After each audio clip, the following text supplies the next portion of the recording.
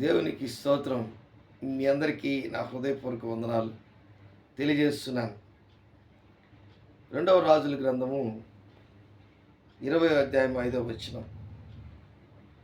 నీవు తిరిగి నా ప్రజలకు అధిపతి అయిన హిజ్కియా యొద్దకు పోయి అతనితో ఇట్లనము, నీ పితరుడైన దావీదునకు దేవుడు యెహోవా నీకు సెలవిచ్చినదేమనగా, నీవు కన్నీళ్లు విడుచుట చూచితిని. నీ ప్రార్థన నేను అంగీకరించున్నాను. నేను నిన్ను బాగు చేసేదను. మూడవ దినమున నీవు యెహోవా మందిరమునకు ఎక్కిపోదు.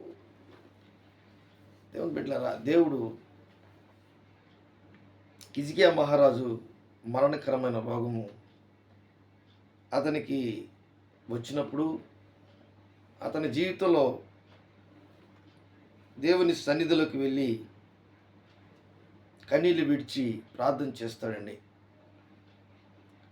దేవుని బిడ్డలారా, ఈరోజు మన జీవితంలో కూడా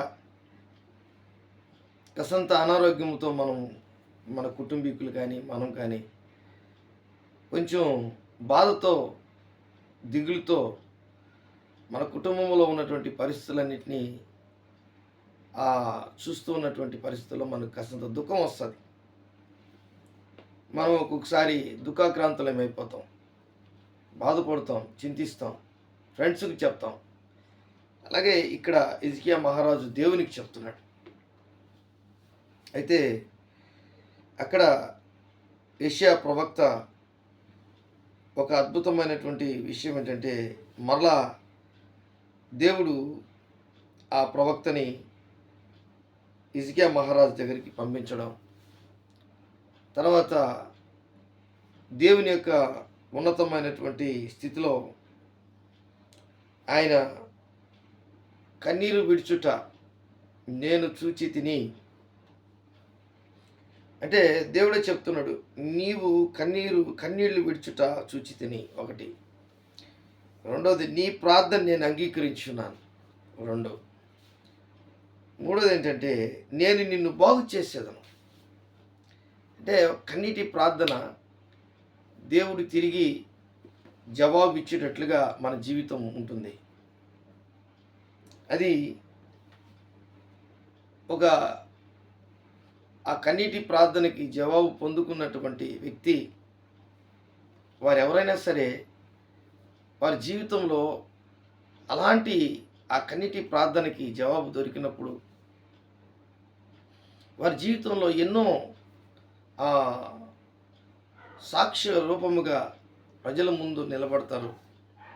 వారి జీవితంలో మర్చిపోజాలన్నటువంటి వ్యక్తులుగా వారు ప్రజల ముందు కనబడతారు. అలాంటి వ్యక్తి హిజ్కియా మహారాజు.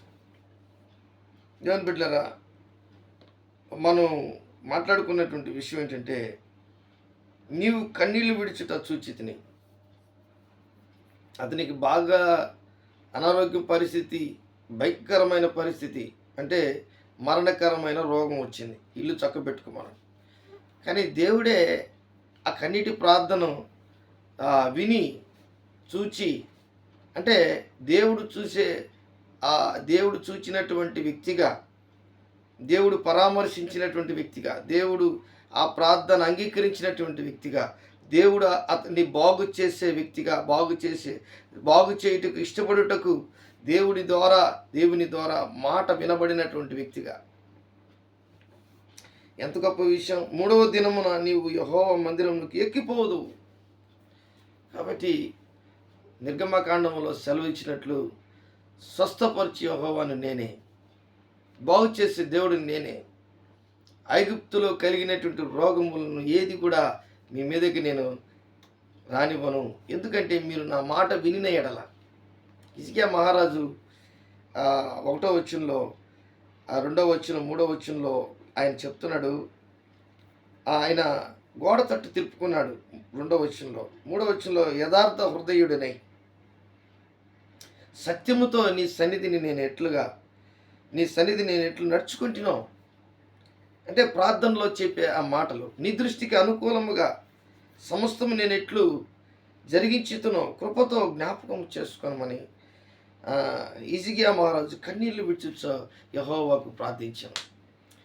ఈరోజు అంటే నీ యథార్థత, నీ పవిత్రత, నీకున్నటువంటి పరిస్థితిని దేవుడికి తెలియపరచడం అనేది చాలా ముఖ్యమైన విషయం. ఇది అందరికీ అది ప్రాప్తించదు.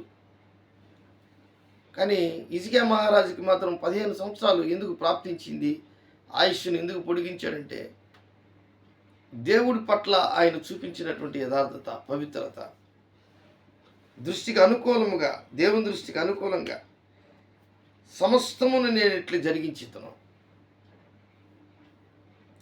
దేవుని కృపను జ్ఞాపకం చేసుకుంటున్నాడు. కాబట్టి ఆయనకి మరలా 3 విషయాలు. ఒకటి, నీ కన్నీళ్లు విడిచుట చూచితిని. రెండవదిగా, నీ ప్రార్థన నేను అంగీకరించున్నాను. మూడవదిగా, నేను నిన్ను బాగు చేశాను. ఈరోజు ఈ 3 మనకు కావాలి. ఒకవేళ నువ్వు కన్నీళ్ళు విడుస్తున్నావు, బాగానే ఉంది, తప్పులేదు. నువ్వు ఏడ్చి ప్రార్థన చేస్తున్నావు, పొరపాటు ఏం లేదు, కరెక్ట్గా ఉంది. కానీ అది దేవునికి అనుకూలంగా ఉండాలి. దేవుని చిత్తమును వెతికినటువంటి పరిస్థితి కావాలి. యథార్థ హృదయము దేవునికి కనబడాలి. నీ యథార్థ హృదయము నా యథార్థ హృదయం. సత్యముతో దేవుని సన్నిధిలో ఎట్లా నువ్వు నడుచుకుంటున్నావో అవన్నీ కూడా దేవుడు చూడాలి. అది చాలా ముఖ్యం. అందుకే దేవుడు తిరిగి మరి నీ కన్నీళ్లు విడిచుట నేను చూచితిని. రెండోది, నీ ప్రార్థన నేను అంగీకరించున్నాను. మూడోదిగా, నేను నిన్ను బాగు చేసేదను. దేవునికి స్తోత్రం, హల్లెలూయా. కాబట్టి ఈరోజు మన పరిస్థితి ఎలాగుందో ఒకసారి చూసుకొని దేవుని దగ్గర చాలా చెప్పుకోవచ్చు. హన్నా కన్నీళ్ళు విడిచింది. దావీదు అంటున్నాడు, నేను కన్నీళ్ళు విడిచాను అంటున్నాడు. ఇంకా యెరూషలేము కొరకు యేసు ప్రభు కూడా కన్నీరు విడిచాడు. లాజరు చనిపోయినప్పుడు కూడా కన్నీరు విడిచాడు యేసయ్య. ఇట్లాగా కన్నీటి ప్రార్థన చాలా దగ్గరలో ఉన్నాయి. కానీ దేవుని బిడ్డలారా, కన్నీటి ప్రార్థనకి ఎంత విలువ ఉందో ఈ హిజ్కియా మహారాజు దాన్ని రుజువు చేశాడు. నీ జీవితంలో, నా జీవితంలో మనం అనేక సార్లు కన్నీళ్ళు విడిచాం. ఎందుకు విడుస్తున్నాం? కన్నీళ్ళు విడవడం మంచిదే. ఎందుకు కన్నీళ్ళు విడుస్తున్నాం? నీ పరిస్థితులన్నిటినీ ఎదుటివారికి చెప్పి కన్నీళ్ళు విడవడం చాలా తప్పు. అది కొంత నీకు వారి ద్వారా కొంచెం ఉపశమనం కలుగుతుందేమో. కానీ దేవుని ముందు నువ్వు రహస్యంగా నీ సంఘానికి, నీ చర్చికి వెళ్ళి, లేకపోతే నీ ఒక ఇంట్లోనే ఒక రూమ్లో చేరి నువ్వు రహస్యంగా మత్తయి సువార్త 6వ అధ్యాయం ప్రకారం నువ్వు ప్రార్థన చేస్తే ఖచ్చితంగా దేవుడు నీ జీవితంలో అద్భుతాలు, ఆశ్చర్యకార్యాలు చేయడమే కాదు, హిజ్కియాకి 3 విషయాలు. నీ కన్నీళ్లు నేను విడిచుట చూచితిని.